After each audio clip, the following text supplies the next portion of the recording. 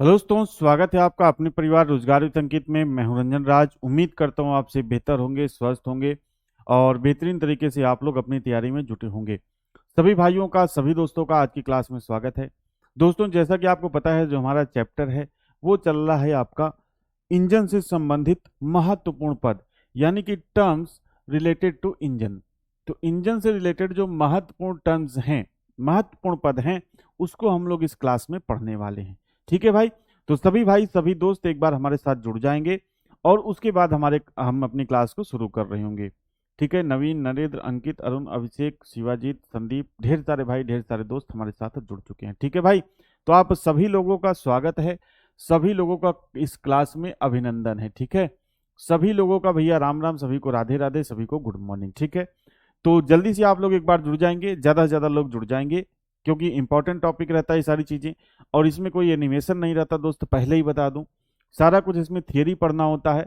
तो इस वजह से थोड़ा सा आप क्लास से शुरू से जुड़ेंगे, तभी आपको ये क्लास समझ में आएगी।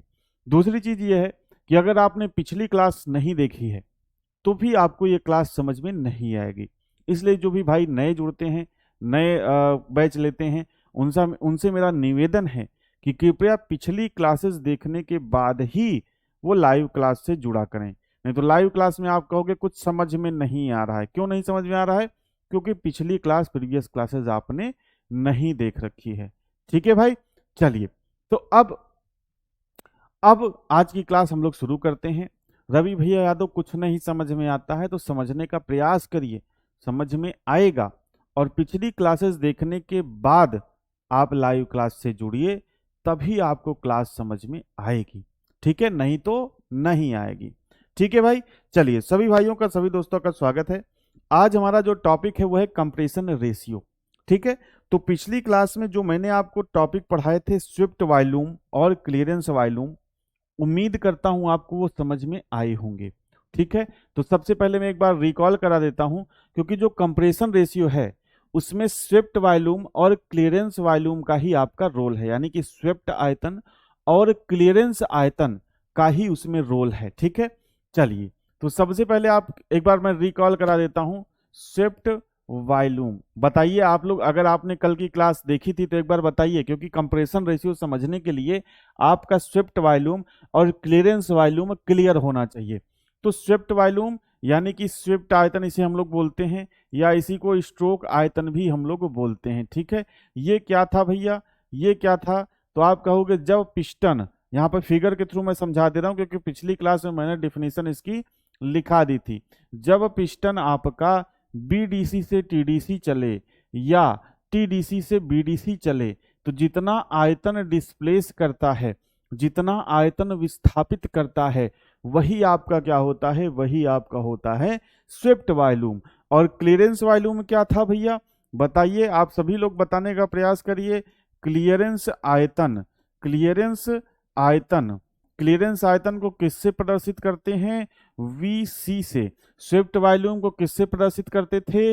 वीएस से। तो क्लियरेंस वॉल्यूम क्या था भैया, एक बार बताइए, जल्दी से बताने का प्रयास करिए मेरे दोस्त, तभी आपको कंप्रेशन रेशियो समझ में आएगा।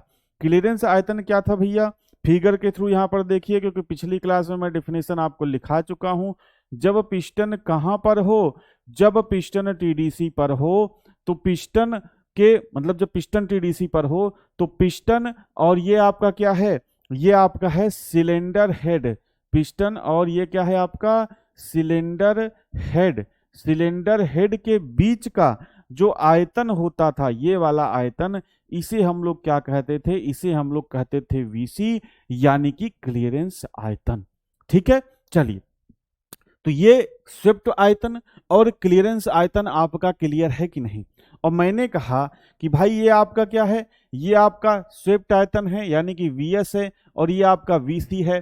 तो अगर मैं आपसे कहूं कि सिलेंडर का कुल आयतन कितना हो जाएगा? सिलेंडर का कुल आयतन यानी कि टोटल वॉल्यूम, सिलेंडर का कुल आयतन कितना हो जाएगा भैया? तो आप कहोगे सर सिलेंडर का जो कुल आयतन है वो हो जाएगा क्लियरेंस आयतन, क्लियरेंस आयतन प्लस, क्लियरेंस आयतन प्लस स्वेप्ट आयतन। क्लियर है इतना? कि अगर कुल आयतन मैं पूछूं, कुल वॉल्यूम पूछूं मैं सिलेंडर का, तो आप कहोगे दोनों को जोड़ दीजिए, कुल आयतन आ जाएगा, यानी कि वीएस प्लस वीसी क्या हो जाएगा आपका, टोटल वॉल्यूम। टोटल वॉल्यूम क्या हो जाएगा भाई, VS plus VC. Total volume क्या हो जाएगा आपका, वीएस प्लस वीसी। तो ये आपको ध्यान रखना है। इतना अगर क्लियर है भाई, तो अब आपको कंप्रेशन रेशियो समझने में कोई दिक्कत या कोई समस्या नहीं होगी। ठीक है, सभी लोग जवाब दे रहे हैं, गोपाल, मुकेश, शिवजीत, संदीप, अनिल, ठीक है, अंकित, ढेर सारे भाई, ढेर सारे दोस्त जवाब दे रहे हैं। तो पिछली क्लास में आप लोगों को ये पॉइंट क्लियर हो चुके हैं। अब आइए हम लोग बढ़ते हैं कंप्रेशन रेशियो, संपीडन अनुपात की तरफ। मोस्ट इंपॉर्टेंट आपका ये टॉपिक है। ठीक है, तो आप क्या कहोगे, इसमें लिखोगे इसकी डिफिनीशन क्या है, या कंप्रेशन रेशियो हम लोग निकालते कैसे हैं, इसको हम लोग यहां पे लिखेंगे। तो आप कहोगे सिलेंडर सिलेंडर के कुल आयतन, कुल आयतन और सिलेंडर के कुल आयतन और क्लियरेंस आयतन, कुल आयतन और क्लियरेंस आयतन के अनुपात को, के अनुपात को ही क्या कहते हैं भाई, के अनुपात, अनुपात को ही क्या कहते हैं भैया, संपीडन अनुपात यानी कि कंप्रेशन रेशियो कहते हैं। संपीडन अनुपात यानी कि कंप्रेशन रेशियो, कंप्रेशन रेशियो कहते हैं। यानी कि कुल आयतन, कुल आयतन बटा क्लियरेंस आयतन कर दें तो हमको इंजन का क्या मिल जाएगा भाई, हमको इंजन का संपीडन अनुपात यानी कि कंप्रेशन रेशियो मिल जाएगा। क्लियर है। इसे किससे प्रदर्शित करते हैं भाई, तो आप कहोगे इसे स्मॉल आर से प्रदर्शित करते हैं, इस तरीके से आर। अब आप आर कैसे बनाते हो, आप हो सकता है आर ऐसे बनाते हो तो कैसे भी बना लो, मैं आर ऐसे बनाता हूं। ठीक है, आपको ये समझना है। तो इसे आर से प्रदर्शित करते हैं, किससे प्रदर्शित करते हैं दोस्त, आर से प्रदर्शित करते हैं। ठीक है, तो अगर मैं आपसे कहूं कि भाई आर इक्वल टू आप क्या लिख सकते हो, अगर मैं आपसे कहूं कि भैया आर को मैथमेटिकल फॉर्म में लिखना हो, आर को किस में लिखना हो, मैथमेटिकल फॉर्म में लिखना हो, तो आप कहोगे आर इक्वल टू, मैंने आपको क्या बताया कि कुल आयतन, कुल आयतन क्या है भाई, कुल आयतन है आपका वीएस प्लस वीसी। तो आप क्या कहोगे, कुल आयतन है आपका वीएस प्लस वीसी बटे कुल आयतन और क्लियरेंस आयतन के अनुपात को ही। तो क्लियरेंस आयतन क्या है भैया, वीसी। तो आपका जो संपीडन अनुपात का फार्मूला हो जाएगा वो आपका क्या हो जाएगा, वो आपका ये हो जाएगा। ठीक है, आप चाहो तो हिंदी में लिख लो, संपीडन अनुपात बराबर स्वेप्ट आयतन प्लस क्लियरेंस आयतन बटे क्लियरेंस आयतन। ठीक है, इस तरीके से भी आप इसको क्या कर सकते हो, लिख सकते हो। ठीक है, अब देखिए, अब जो मोस्ट इंपॉर्टेंट प्रश्न है, मोस्ट इंपॉर्टेंट, ठीक है,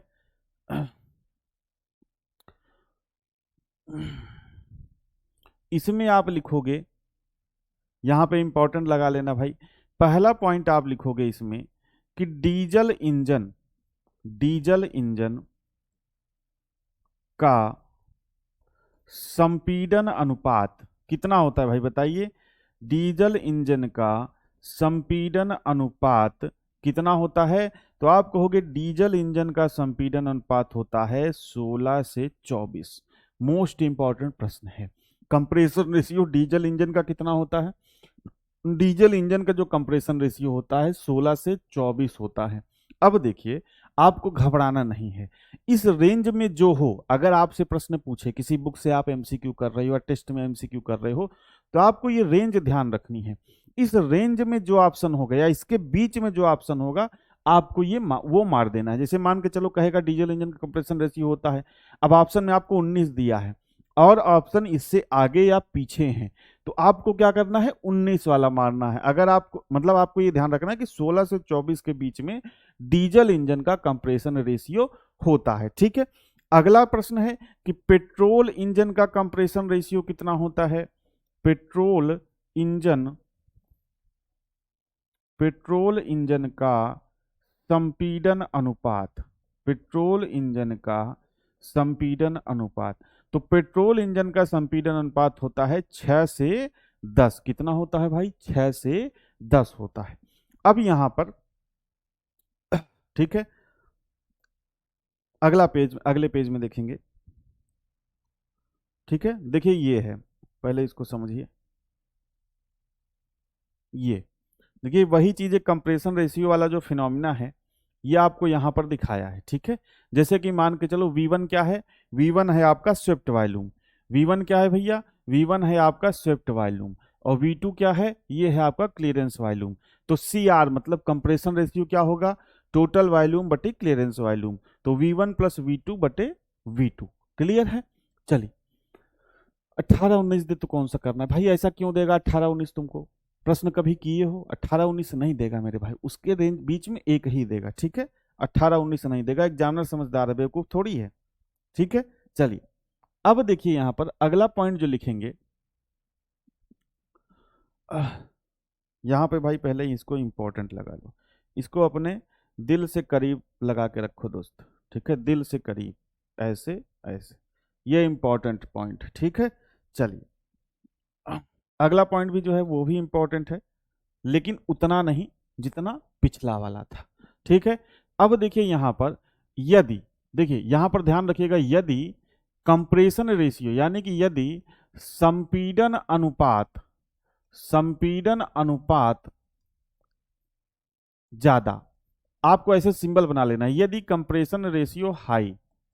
ठीक है, तो जैसे मैं लिखा रहा हूं बस ऐसे लिखिएगा, तो उष्मीय दक्षता, उष्मीय दक्षता यानी कि थर्मल इफिशियंसी, थर्मल इफिशियंसी क्या होगी? हाई। आप बगल में चाहो तो हाई लिख सकते हो।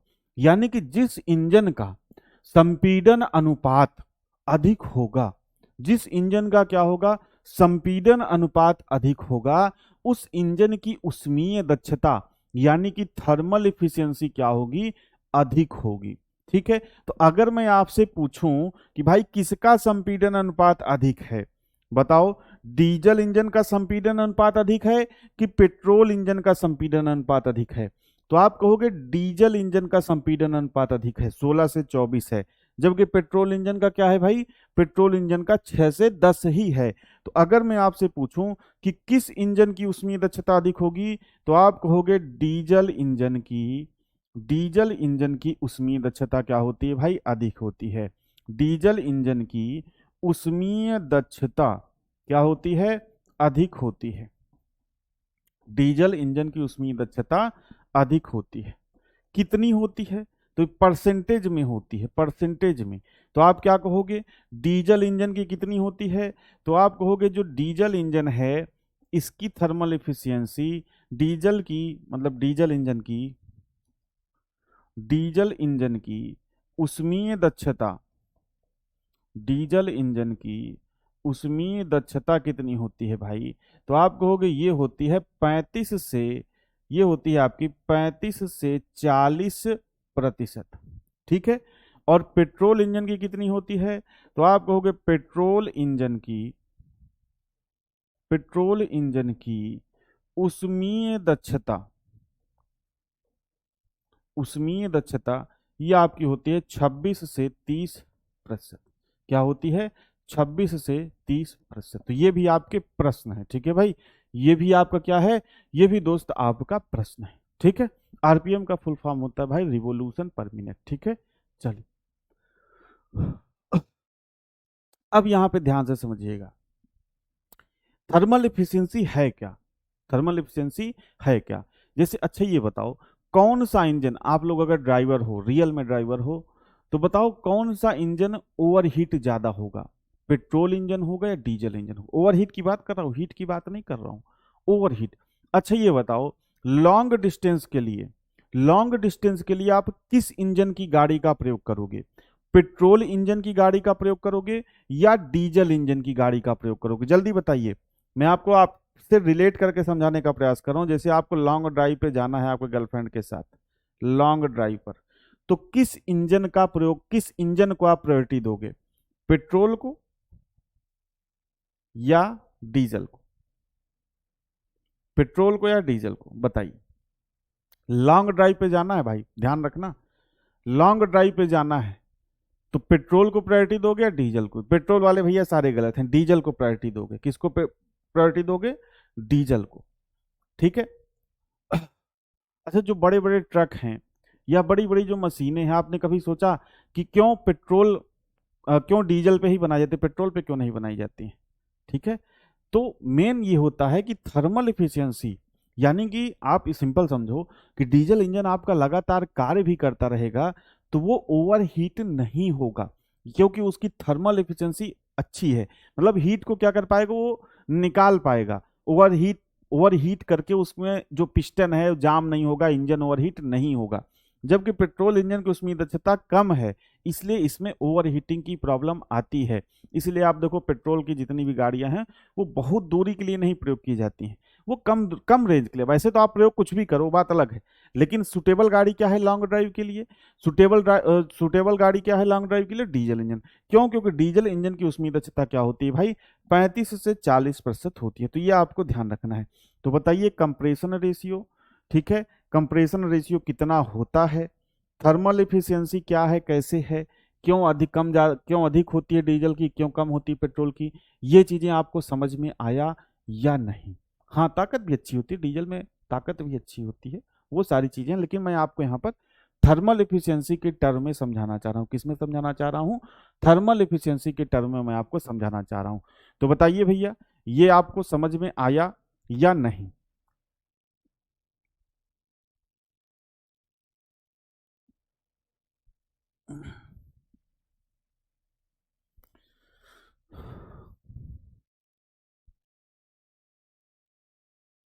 क्वेश्चन लैंग्वेज समझ में नहीं आती, समझ में आएगी भाई। आज की क्लास में आपको क्वेश्चन भी कराऊंगा, अगर आप मतलब क्लास चलने दोगे थोड़ी देर तक। मान लो अगर नहीं हो पाता है क्वेश्चन, 10-5 मिनट आगे तक चलने दोगे तो क्वेश्चंस भी कराऊंगा, ठीक है भाई। चलिए,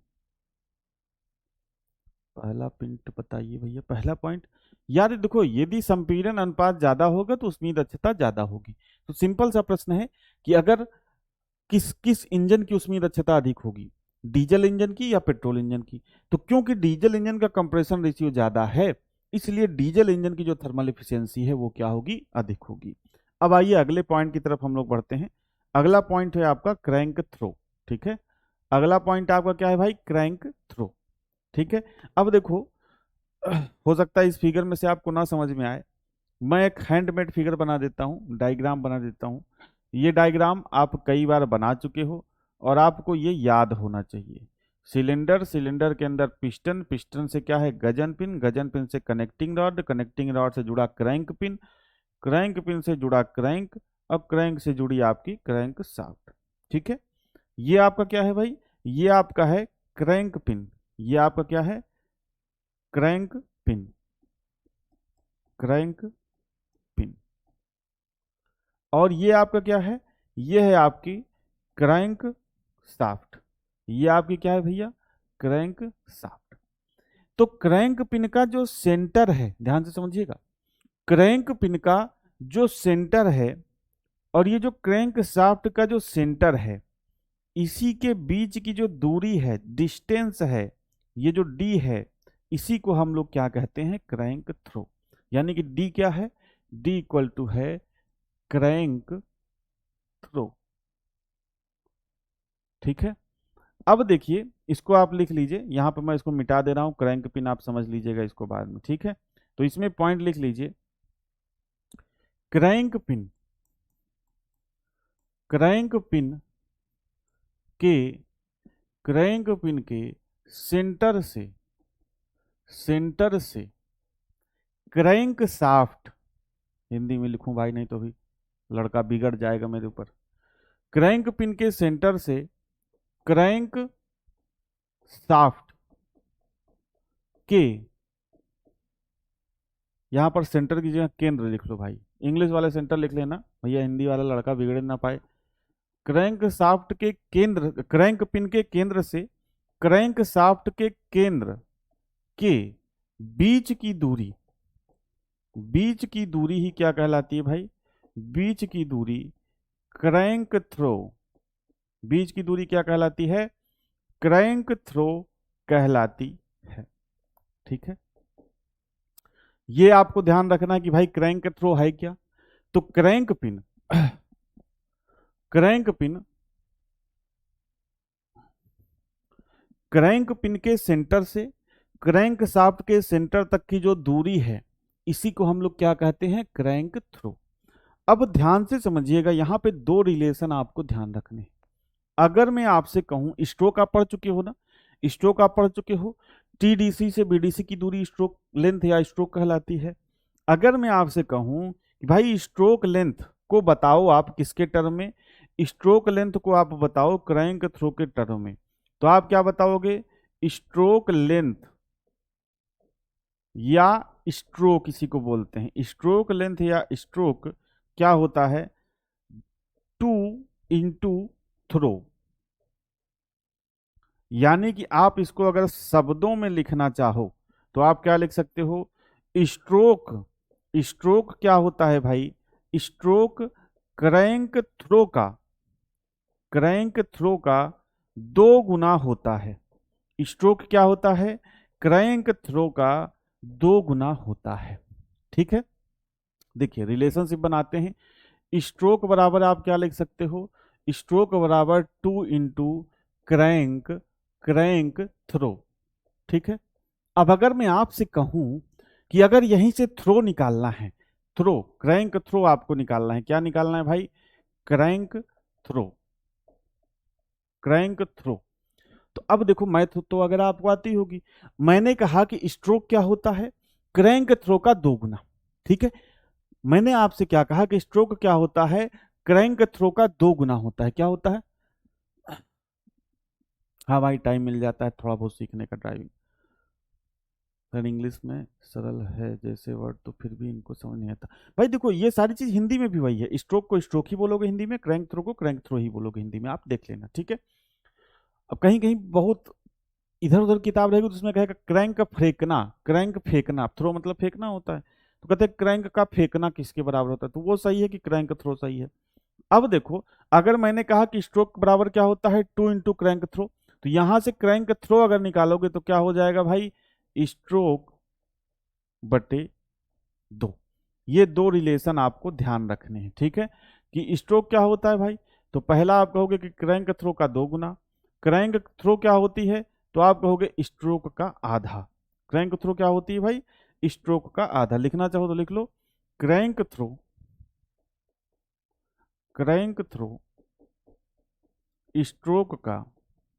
स्ट्रोक की आधी होती है, स्ट्रोक की आधी होती है। क्लियर है इतना, हंसेंगे, हंस के क्या करेंगे भाई, अपना काम है पढ़ाए आए चले गए, हंस के क्या करेंगे।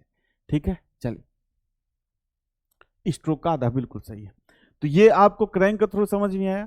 सबसे पहला पॉइंट है कि क्रैंक थ्रो है क्या, तो आप कहोगे क्रैंक पिन के सेंटर से, क्रैंक पिन के केंद्र से क्रैंक शाफ्ट के केंद्र के बीच की जो दूरी है वही क्या है, आपकी क्रैंक थ्रो। ये मैंने लिखा दिया। क्रैंक थ्रो स्ट्रोक क्या होता है, क्रैंक थ्रो का 2 गुना, और स्ट्रोक क्या है, टीडीसी से बीडीसी के बीच की दूरी। ठीक है, और आपका जो क्रैंक थ्रो अगर आपसे पूछे तो स्ट्रोक की आधी होती है। जैसे एग्जाम्पल के रूप में देखो, मैंने आपसे कहा भैया एग्जाम्पल, अगर किसी इंजन का स्ट्रोक 150 mm है, 150 mm है, तो क्रैंक थ्रो बताओ भाई, आप लोग बताओ एक बार। तो ऐसे प्रश्न पूछेगा, क्रैंक थ्रो बताओ। ठीक है, अगर मैं आपसे कहूं कि भाई एक इंजन का जो स्ट्रोक है वो 150 mm है, तो क्रैंक थ्रो बताइए। तो भाई आपको क्रैंक थ्रो पता है, क्रैंक थ्रो आपको पता है क्या होता है, क्रैंक थ्रो होता है स्ट्रोक का आधा, तो 150/2 बराबर क्या हो जाएगी, 75। अगर मैं आपसे कहूं, दूसरा प्रश्न देखिए, अभी आगे प्रश्न कराऊंगा। दूसरा प्रश्न अगर मैं आपसे पूछूं कि भाई अगर क्रैंक थ्रो बढ़ा दिया जाए, मतलब किसी इंजन का क्रैंक थ्रो मान लो 60 था, पहले क्या था भाई, एग्जाम्पल समझो, इसको मिटा दूंगा। मान लो किसी इंजन का क्रैंक थ्रो पहले 50 था, ठीक है, अब उसका क्रैंक थ्रो बढ़ा के 60 कर दिया जाए। कह रहा है कि किसी इंजन का क्रैंक थ्रो बढ़ा दिया जाए तो स्ट्रोक लेंथ या स्ट्रोक पर क्या प्रभाव पड़ेगा। स्ट्रोक बढ़ जाएगा, स्ट्रोक घट जाएगा, पहले के ही समान रहेगा, या इनमें से कोई नहीं। तो आप देखो, अगर 2 इंटू क्रैंक थ्रो अगर आप बढ़ा दोगे फिर उसमें 2 से गुणा होगा तो स्ट्रोक क्या हो जाएगा भाई, बढ़ जाएगा। तो इस तरीके से भी प्रश्न पूछता है। तो ये भाई क्लियर हुआ। आइए आगे बढ़ते हैं, आगे बढ़ते हैं।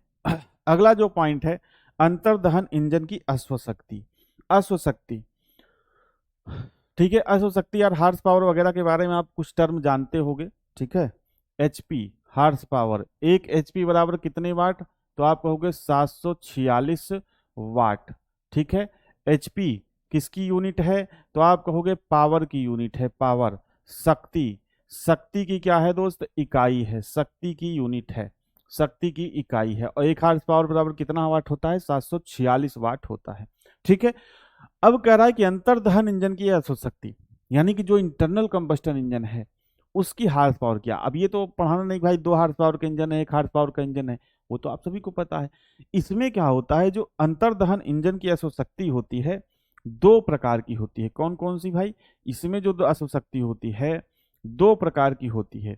पहली होती है IHP, जो इंटरनल कंबस्टन इंजन होता है उसमें 2 तरह की अश्वशक्ति होती है, 2 तरह की हार्स पावर हम लोग पढ़ते हैं, ठीक है, पढ़ते हैं। तो आप क्या कहोगे, IHP, इसका फुल फॉर्म होता है भाई इंडिकेटेड, इंडिकेटेड हॉर्स पावर। क्या होता है, इंडिकेटेड हॉर्स पावर। इसको हिंदी में बोलते हैं, हिंदी में इसको बोलते हैं सूचित, सूचित अश्वशक्ति। क्या बोलते हैं, सूचित अश्वशक्ति, इंडिकेटेड हॉर्स पावर। और दूसरी आपकी जो मेन होती है, एक होती है FHP भी होती है, उसको बाद में बताऊंगा। दूसरी होती है आपकी BHP, जिसे हम लोग क्या बोलते हैं भाई, break horse power, break horse power, ठीक है। हिंदी में बोलेंगे ब्रेक अश्वशक्ति, ठीक है। 2 तरह की मेन होती है, एक होती है आपकी, और इसे आपके बल याद नहीं रखना है, थोड़ा सा बस ध्यान रख लो। एक होती है FHP, ठीक है, ये कम इंपॉर्टेंट है। इसका फुल फॉर्म होता है frictional, frictional horse power, frictional horse power, यानी कि हिंदी में बोलेंगे घर्षण, घर्षण अश्वशक्ति। क्या बोलेंगे भाई, घर्षण अश्वशक्ति, ठीक है। मेन आपके लिए 2 ही है, एक आपकी IHP, ठीक है, और आपकी है दूसरी है BHP। तो आप हेडिंग डालोगे अब IHP। IHP क्या है, IHP, ठीक है। अब इसकी बाकी चीजें मैंने आपको यहाँ पे लिख दी, इंडिकेटेड हॉर्स पावर, सूचित अश्वशक्ति, तो ये फिर तो लिखने की आवश्यकता नहीं है। देखो ध्यान से, ये आपका क्या है भाई, ये आपका सिलेंडर है। अब सिलेंडर के अंदर ये पिस्टन है। अच्छा ये बताओ, अंतर्दहन इंजन में जब इंटरनल कंबस्टन इंजन मैंने आपको बताया था तो क्या बताया था भाई, यही तो बताया था कि इंटरनल कंबस्टन इंजन क्या है, अंतर्दहन इंजन क्या है। तो आप कहोगे कि भाई अंतर्दहन इंजन ये है जिसमें फ्यूल का दहन कहां पर होता है, सिलेंडर के अंदर होता है। तो इसका मतलब फ्यूल का दहन कहां पर होगा भाई, सिलेंडर के अंदर होगा। यहां पर क्या होगा भैया, फ्यूल का दहन होगा सिलेंडर के अंदर, इस तरीके से दहन होगा।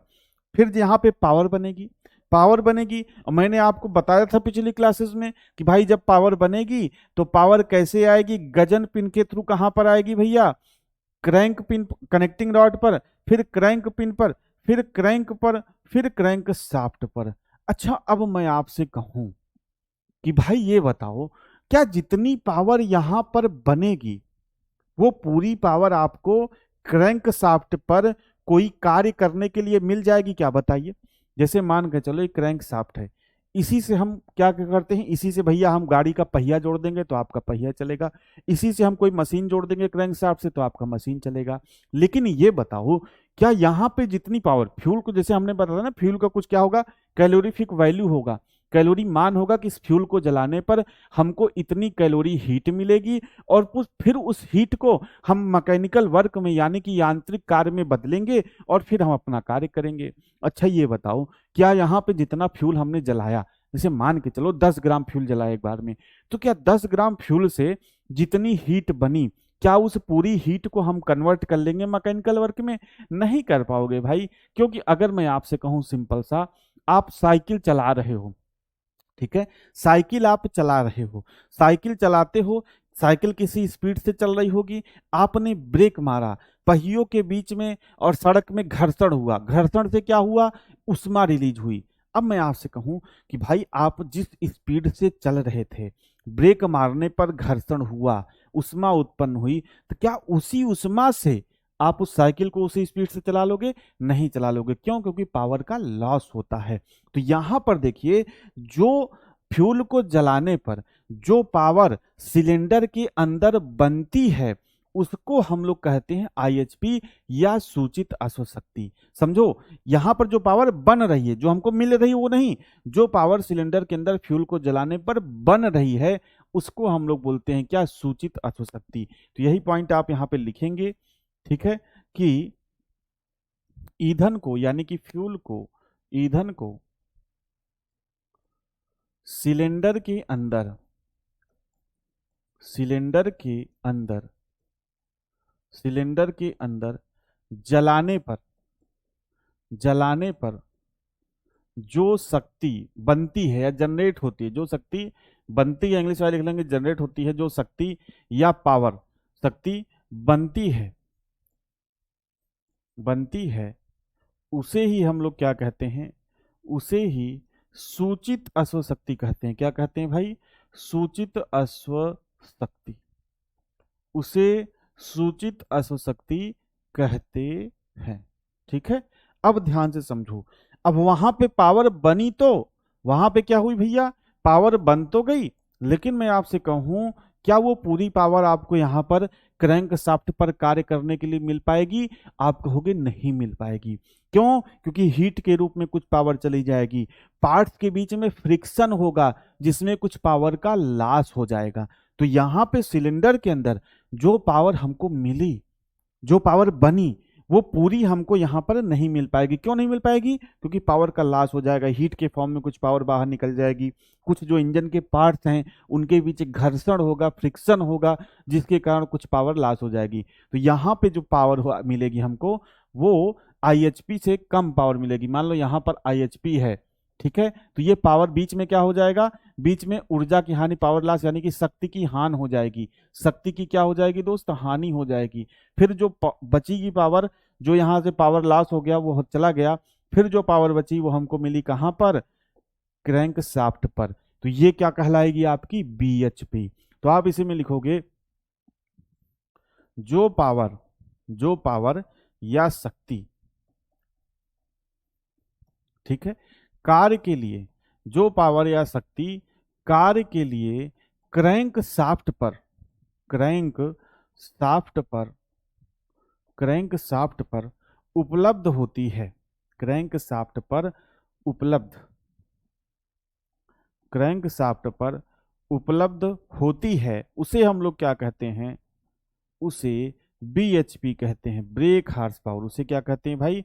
उसे बीएचपी कहते हैं, ब्रेक हार्स पावर कहते हैं। क्लियर है?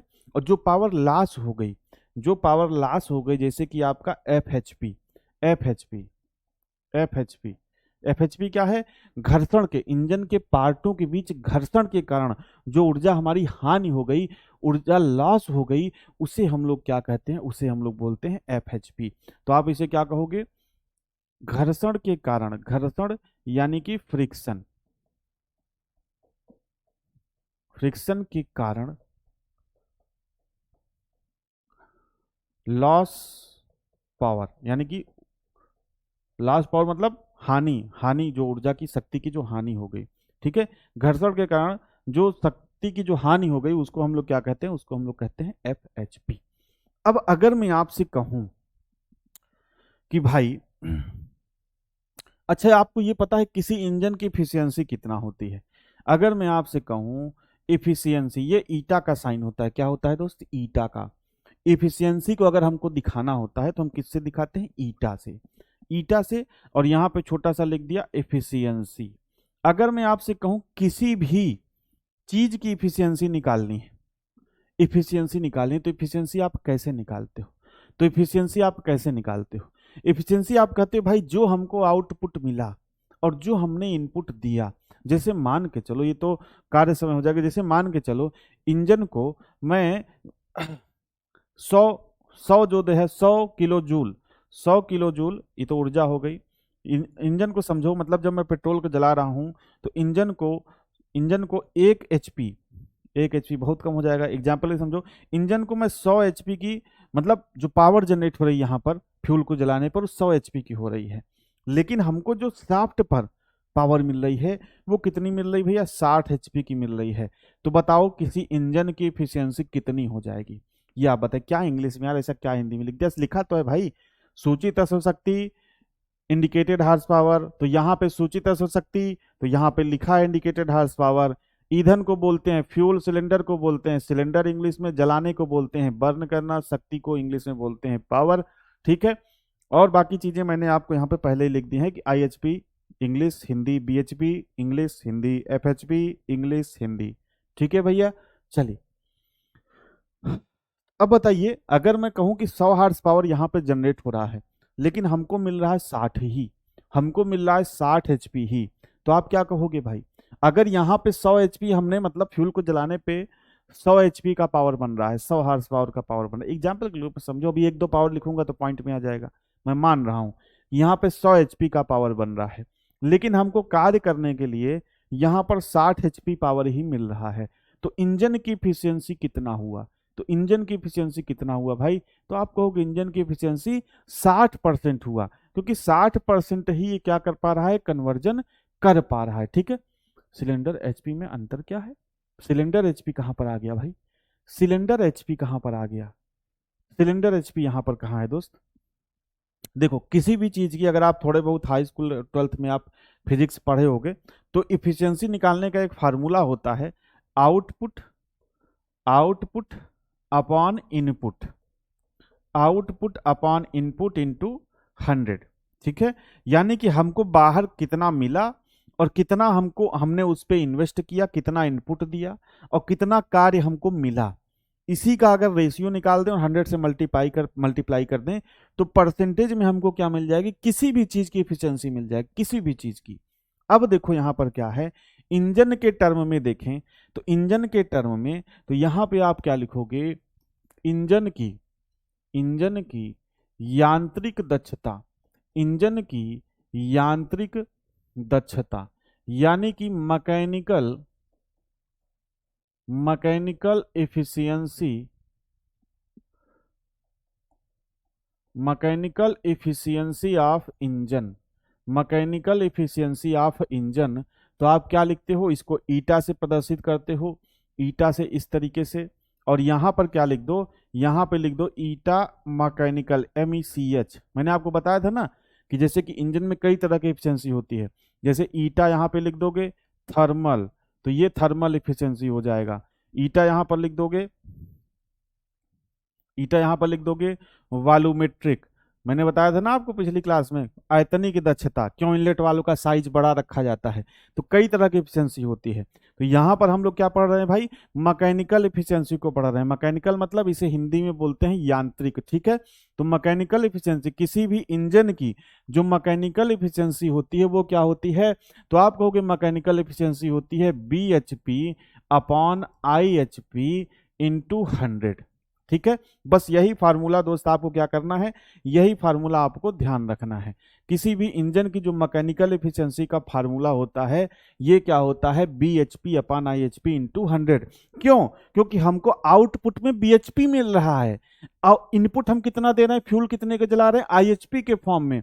तो आउटपुट अपॉन इनपुट इंटू 100, तो इंजन, ये कोई भी पार्ट की, कोई किसी भी चीज की नॉर्मल एफिशिएंसी निकालनी हो तो उसका फार्मूला होता है आउटपुट अपॉन इनपुट इंटू 100, और ये आपकी इंजन की मैकेनिकल एफिशिएंसी निकालने का फार्मूला होता है। मैं आपको फिर से एक बार रिकॉल करा देता हूं, मैंने आपको इंजन की वॉल्यूमेट्रिक एफिशिएंसी बताई थी। वॉल्यूमेट्रिक, इसका फार्मूला क्या होता है भाई? आप कहोगे VA अपॉन VD इंटू 100। ठीक है, जहां पर VA क्या है? VA भाई, जहां पर VA क्या था भैया? V है आपका प्रवेश हवा का आयतन, यहाँ पे लिख भी देता हूँ, कंफ्यूज हो जाओगे। V ए इक्वल टू क्या है, प्रवेश हवा का आयतन, हवा का आयतन।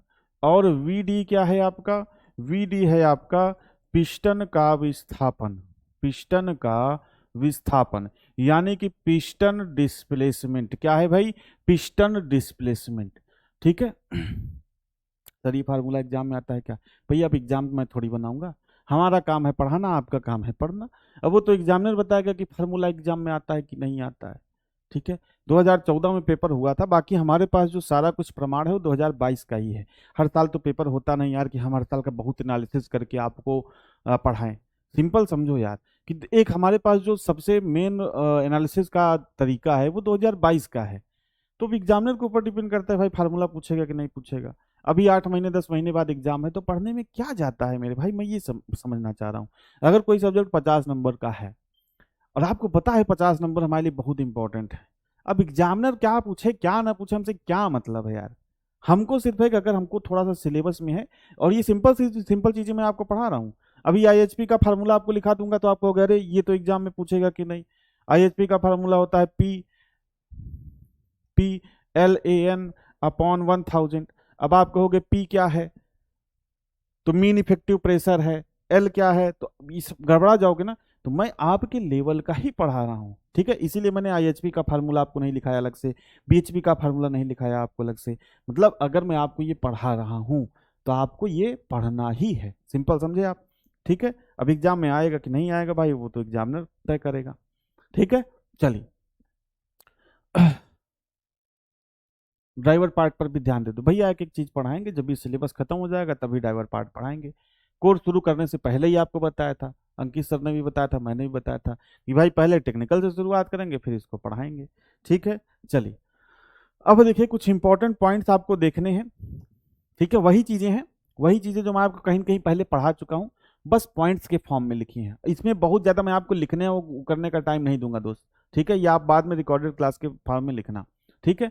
अब देखिए, जब इंजन में पिस्टन के अधिकतम ऊपर व अधिकतम नीचे की स्थिति क्या कहलाती है, टीडीसी एंड बीडीसी, मैं आपको ऑलरेडी बता चुका हूं। ठीक है। अगला पॉइंट देखिए क्या है, कह रहा है कि पिस्टन का कौन सा पार्ट उच्च प्रेशर और तापमान सहन करता है, बताओ। पिस्टन पिस्टन के बारे में आप पढ़ चुके हो ना कंस्ट्रक्शन ऑफ इंजन में, तो पिस्टन का कौन सा पार्ट है। ठीक है। वी ए है भाई प्रवेश हवा का आयतन, इनलेट वाल्व के द्वारा प्रवेश हवा का आयतन। विनय भाई वी ए क्या है, प्रवेश हवा का आयतन, इनलेट वाल्व के द्वारा जो प्रवेश हवा हो रही है या पेट्रोल इंजन के फॉर्म में एयर प्लस पेट्रोल का जो मिक्सचर आ रहा है उसका आयतन है। ठीक है।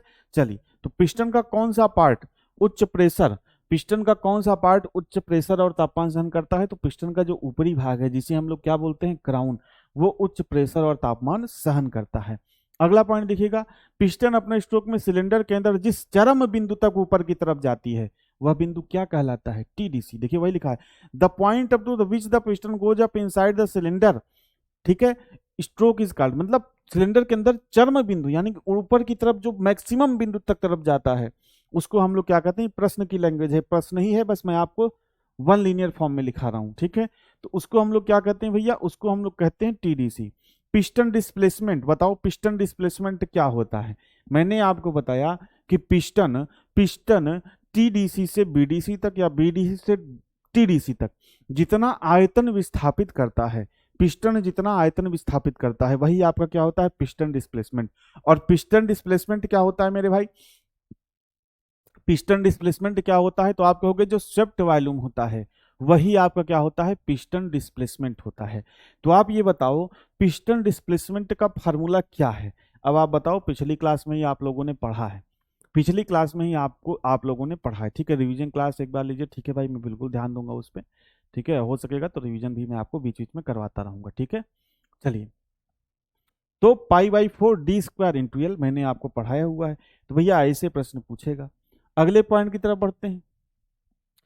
पिस्टन टीडीसी पर पहुंचने के बाद पिस्टन के ऊपर के आयतन को क्या कहते हैं, बताइए। आप सभी को मैंने बताया कि जब पिस्टन टीडीसी पर पहुंच गया तो उसके ऊपर का जो आयतन, उसके ऊपर का आयतन मतलब पिस्टन का ऊपरी क्राउन भाग है और जो पिस्टन हेड है उसके बीच का जो आयतन है उसको हम लोग क्या कहते हैं, क्लीयरेंस आयतन। पढ़ाए हूं भाई। पिस्टन के टीडीसी तथा बीडीसी के बीच का आयतन क्या कहलाता है, पिस्टन के टीडीसी और बीडीसी के बीच का आयतन क्या कहलाता है? स्वेप्ट वॉल्यूम, या इसे हिंदी में क्या बोलोगे भाई? हिंदी में इसे बोलोगे आप स्वेप्ट आयतन। क्या बोलोगे? स्वेप्ट आयतन, स्वेप्ट आयतन। तो टीडीसी और बीडीसी के बीच का जो आयतन है क्या कहलाता है? स्वेप्ट आयतन। ठीक है, अब आइए प्रश्न कर लेते हैं। जल्दी जल्दी प्रश्न का जवाब दोगे दोस्त तो मैक्सिमम से मैक्सिमम प्रश्न करा दूंगा। ठीक है, नहीं तो अगर आप जल्दी जल्दी रिप्लाई नहीं दोगे, कहोगे नोट करना है, ये करना है, तो प्रश्न कम हो पाएंगे। ठीक है, देखिए ये प्रश्न वैसे अगर आप कहोगे, ये प्रश्न है आपका जो नेक्स्ट क्लास है, मैं पहले लिख दे रहा हूं कि आप कंफ्यूजन हो तो कंफ्यूज मत होना, नेक्स्ट क्लास में इसको क्लियर करेंगे working of 4 stroke diesel engine में। तो यहाँ पे ये नेक्स्ट क्लास में क्लियर होगा कि कौन सा वाल्व कब खुला रहता है, कब बंद रहता है। ठीक है, ये बात ध्यान रखिएगा आप। ठीक है, अभी यहाँ इसको समझाने का समय नहीं है, अभी आप इसको याद कर लेना, नेक्स्ट क्लास में जो डाउट है ये क्लियर होगा। आप कहोगे पावर स्ट्रोक के दौरान 4 स्ट्रोक मैंने आपको बताए थे ना, पिछली क्लास में ही बताए कि एक ऑपरेटिंग साइकिल होता है और एक ऑपरेटिंग साइकिल में 4 प्रोसेस होते हैं। 4 प्रोसेस मतलब 4 स्ट्रोक। कौन कौन से? एक हो गया आपका सक्शन स्ट्रोक, एक हो गया कंप्रेशन स्ट्रोक, एक हो गया आपका पावर, और एक हो गया एग्जॉस्ट स्ट्रोक।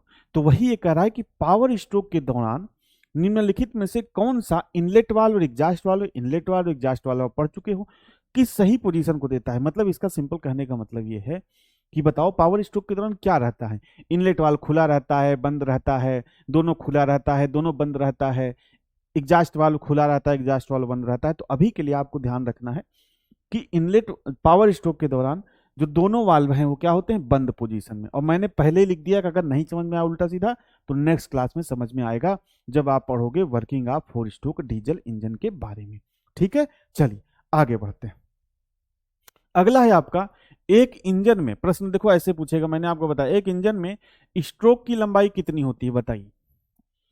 जो इंजन की स्ट्रोक लेंथ है वो कितनी होती है बताइए। आज की क्लास में मैंने आपको पढ़ाया कि नहीं पढ़ाया भाई बताओ।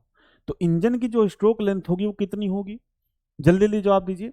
क्रैंक थ्रो का दुगना लिखाया है मैंने आपको।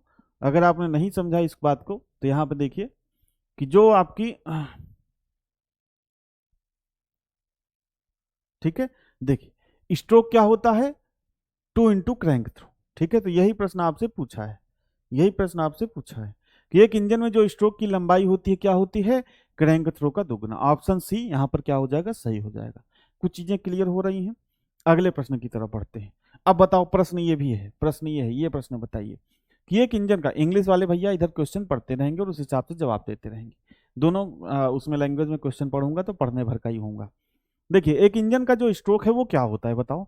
सिलेंडर का अंदरूनी व्यास? नहीं भाई, मैंने तो आपको बताया कि सिलेंडर का जो इंटरनल डायामीटर होता है उसे हम लोग क्या कहते हैं?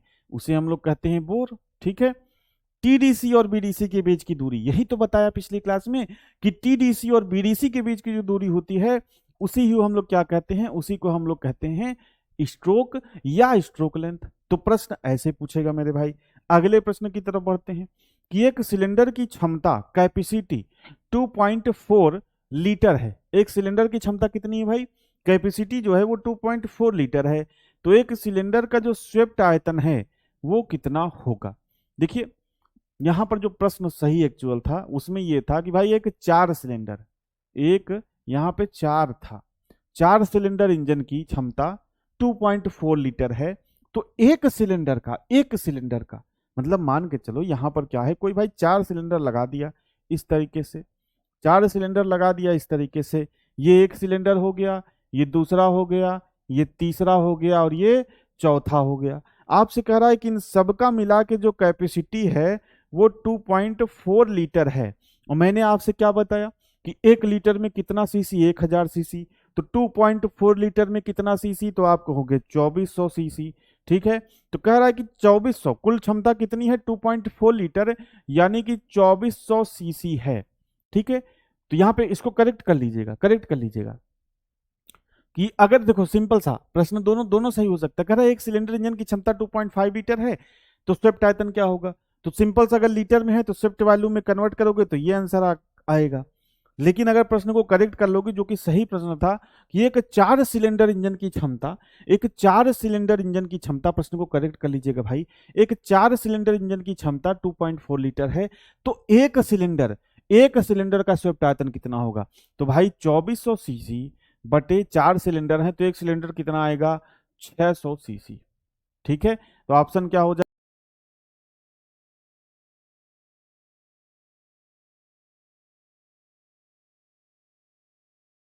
मेन है आपको समझना कि कैसे प्रश्न पूछ सकता है। अगले प्रश्न की तरफ बढ़ते हैं। अगला प्रश्न देखिए क्या है कि एक इंजन का क्लीयरेंस आयतन 100 सेंटीमीटर क्यूब यानी कि 100 सीसी है, यानी कि वीसी आपको कितना दिया है? 100 सीसी। और स्वेप्ट आयतन कितना है? 800 सीसी, यानी कि वीएस कितना दिया है? 800 सीसी। कह रहा है कंप्रेशन अनुपात बताइए, यानी कि संपीड़न अनुपात आपको बताना है। भैया बताइए कंप्रेशन रेशियो। पांचवें प्रश्न का उत्तर आपको देना है। सभी लोग जल्दी से उत्तर देने का प्रयास करेंगे। सबका कमेंट आ रहा है भाई, सबका कमेंट आ रहा है मेरे दोस्त। ठीक है,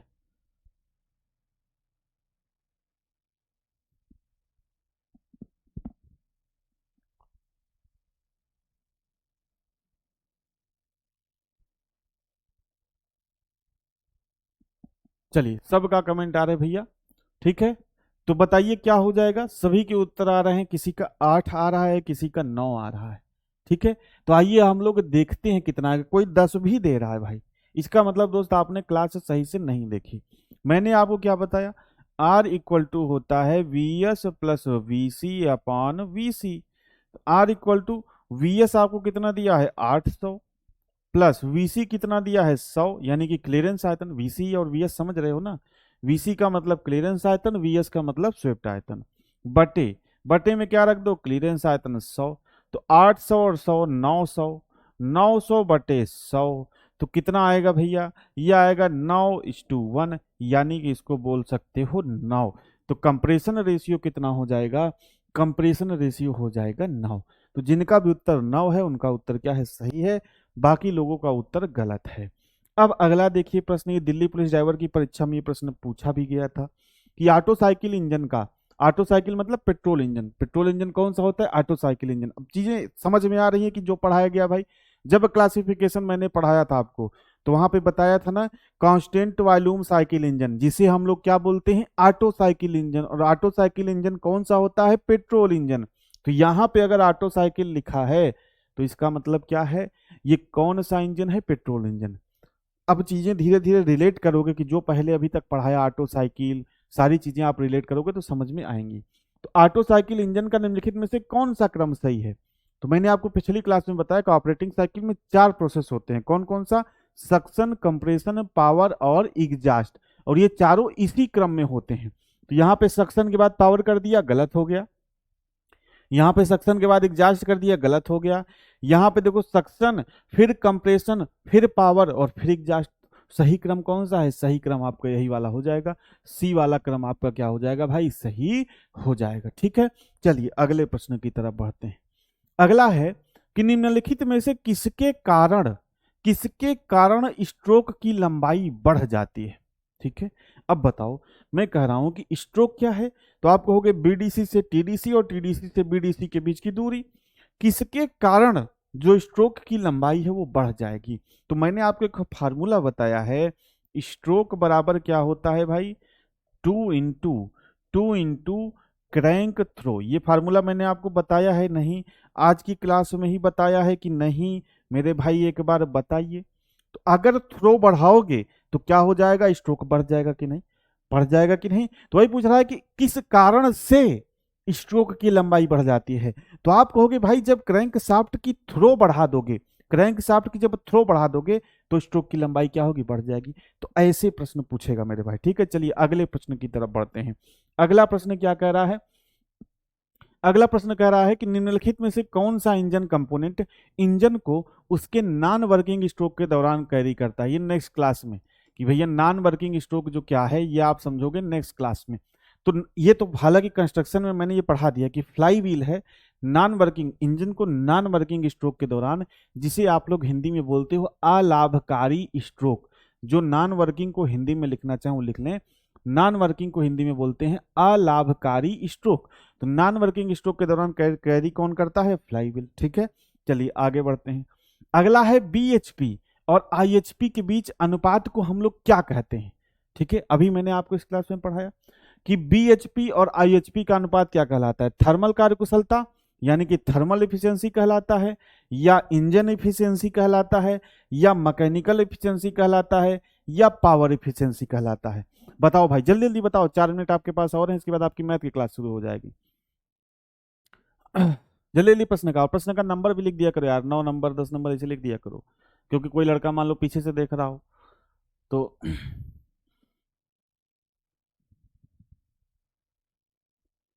ठीक है। तो आप क्या देखो, 9 का ए दे रहे हैं तो ए कैसे होगा मेरे भाई?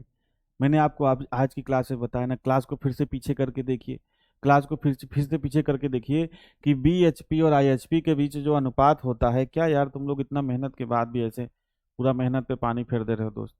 यहाँ पे देखो लिखा है ना, मैकेनिकल एफिशिएंसी, इंजन की आंतरिक दक्षता क्या होती है, एन मैकेनिकल यानी eta mechanical B H P upon I H P into 100।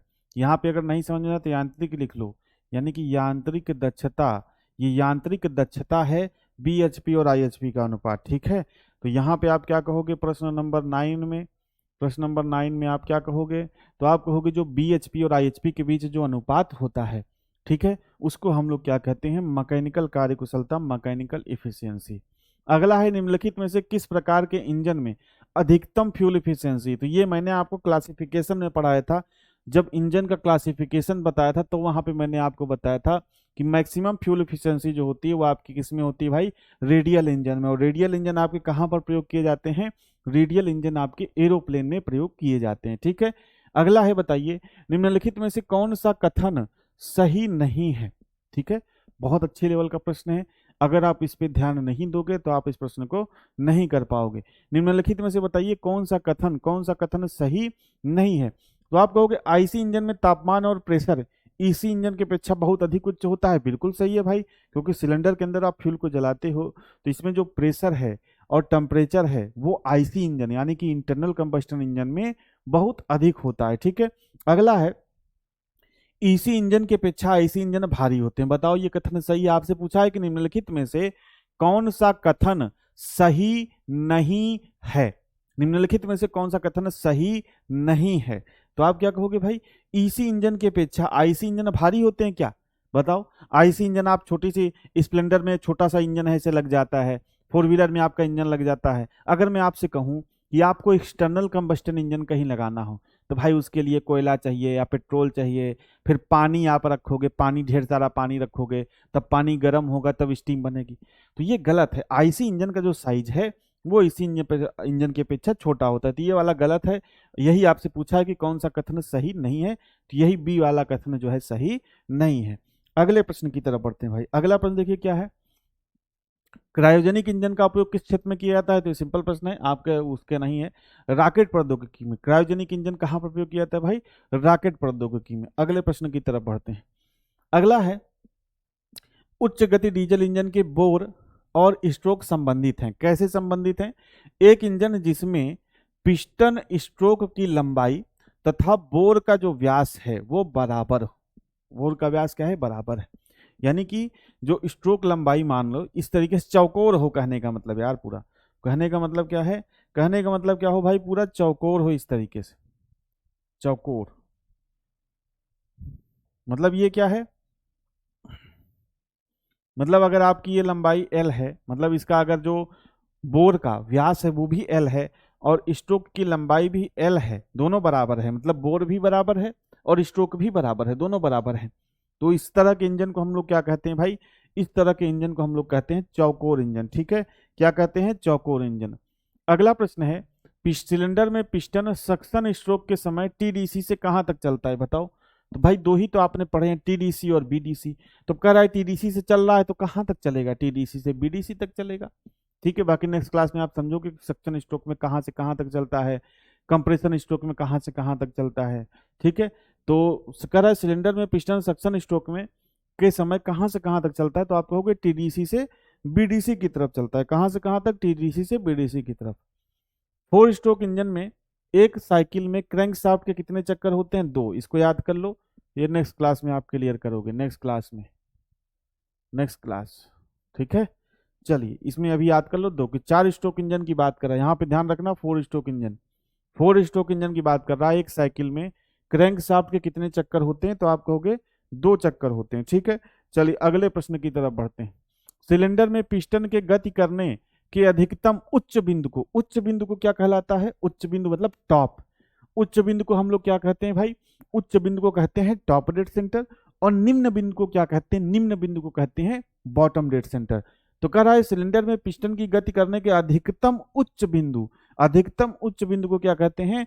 तो आप कहोगे टीडीसी। ठीक है, चलिए अगले प्रश्न की तरफ बढ़ते हैं। अगला प्रश्न देखिए, ये भाई देखो, तो ये आपको याद रख लेना है, सक्शन एवं संपीड़न। ये जब आप लिखो पढ़ोगे वर्किंग ऑफ 2 स्ट्रोक इंजन, तब वहां पे ये प्रश्न आपका क्लियर होगा। ठीक है, जब आप वर्किंग पढ़ोगे 2 स्ट्रोक इंजन की, तब आपका ये यहाँ पे क्लियर होगा प्रश्न। अभी के लिए आप याद कर लो कि 2 स्ट्रोक इंजन में जब पिस्टन बीडीसी से टीडीसी तक चलता है तो क्या होता है भाई? सक्शन एवं संपीड़न होता है। ठीक है, चलिए अगले प्रश्न की तरफ बढ़ते हैं कि इंजन ब्लॉक और ऑयल संप के बीच की पैकिंग किसकी बनी होती है भाई? कार्क की बनी होती है। किसकी बनी होती है? कॉर्क की बनी होती है। किसकी बनी होती है? कार्क की बनी होती है। ठीक है, चलिए अगला देखिए क्या है। रेसिप्रोकेटिंग इंजन की अपेक्षा विंकल रोटरी इंजन का आकार होता है। मैंने जब क्लासिफिकेशन आपको बताया था तो बताया था भाई 2 तरह के इंजन, एक इंटरनल कंबस्टन, एक चालू हो गया है तो भाई चले जाओ, गोलू कुमार मैथ का क्लास चालू हो गया तो चले जाओ आप। और अगर आपके पास धैर्य है तो 2 मिनट रुक सकते हो तो रुक जाओ, नहीं तो आप चले जाओ। वो आपके ऊपर डिपेंड करता है ना आप कौन सी क्लास देखोगे। ठीक है, अब 2 क्वेश्चन बच गए तो पीछे अगली क्लास में तो बताऊंगा नहीं, इसी में बताऊंगा। मैंने आपको बताया था क्लासिफिकेशन ऑफ इंजन में कि internal combustion engine, external combustion engine. Internal combustion engine में मैंने आपको 2 तरह के पार्ट बताए थे। एक है आपका रेसिप्रोकेटिंग इंजन, दूसरा है रोटरी इंजन। और रोटरी इंजन के एग्जांपल में मैंने आपको क्या लिखाया था? रोटरी इंजन के एग्जांपल में मैंने आपको लिखाया था वेंकल रोटरी इंजन। तो वही पूछ रहा है कि रेसिप्रोकेटिंग इंजन की अपेक्षा विंकल रोटरी इंजन का आकार कैसा होगा, मतलब किसका आकार छोटा होगा? तो आप कहोगे रेसिप्रोकेटिंग इंजन की अपेक्षा जो विंकल रोटरी इंजन होता है उसका आकार क्या होता है भैया? छोटा होता है। तो आपके मन में एक सवाल आएगा कि भाई इसको यूज क्यों नहीं करते हैं, हम अपने वाहन में रेसिप्रोकेटिंग इंजन क्यों उपयोग करते हैं? जब आप विंकल रोटरी इंजन पढ़ोगे तो वहां पे सारी चीजें समझोगे। अगला और लास्ट प्रश्न है इस क्लास का। लास्ट प्रश्न है, करण निम्नलिखित में से कौन सा ऑटोमोबाइल इंजन में प्रयुक्त नहीं होता? भाई पेट्रोल होता है, डीजल होता है, तो कोयला आपका प्रयोग नहीं होता ऑटोमोबाइल इंजन में। ठीक है भाई, तो आज की क्लास यहीं तक। उम्मीद करता हूं आज की क्लास आपको समझ में आई होगी और धीरे धीरे आप जो है चीजों को समझने लगे होंगे। धीरे धीरे कहानी अब आपके दिमाग में बनने लगी होगी। जैसे पहले कुछ नहीं समझ में आ रहा है, कुछ नहीं समझ में आ रहा है, तो अब देखो आपने 2-3 चैप्टर पढ़े, क्लासिफिकेशन पढ़ा, कंस्ट्रक्शन पढ़ा, तीसरा पढ़ा टर्न्स रिलेटेड टू इंजन। तो अब धीरे धीरे आप अपने दिमाग में कहानी बनाओ। तो उस कहानी को जब धीरे धीरे आप बनाओगे तो सारी चीजें आपको समझ में आएंगी। ठीक है, तो आज की क्लास यहीं तक रखते हैं। उम्मीद करता हूं क्लास आपको समझ में आई होगी। तो मिलेंगे नेक्स्ट क्लास में। नेक्स्ट क्लास में पढ़ेंगे हम लोग नया चैप्टर। क्लास से जुड़ने के लिए आप सभी भाइयों का, सभी दोस्तों का बहुत बहुत धन्यवाद।